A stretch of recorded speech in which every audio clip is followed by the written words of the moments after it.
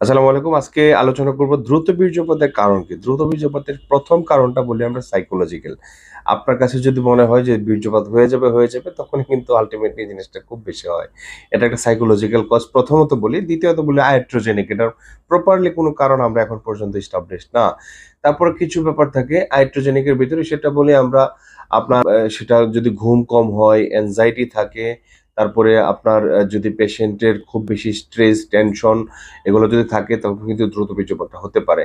আরেকটা খুব বেশি হয় যেটা আমরা মেটাবলিক কজের ভিতরে বলি ডায়াবেটিস মেলাইটাস। ডায়াবেটিস পেশেন্টদের এটা খুবই কমন। আরেকটা ব্যাপার থাকে এল্ডারলি এজ একটা বয়সজনিত কারণে কিন্তু দ্রুত বীর্যপাত হতে পারে। আরেকটা বড় কারণ আমরা বলি ওবেসিটি। আপনি যদি ল্যাক অফ নিউট্রিশন থাকেন তখনও কিন্তু এই জিনিসটা হতে পারে। আর এটা আরেকটা মেজর কজ হলো টেস্টোস্টেরন একটা হরমোন আছে আমাদের পুরুষের সেটা যদি কমে যায় তখন কিন্তু দ্রুত বীর্যপাত হতে পারে। তবে এটা যে কারণেই হোক না কেন এটা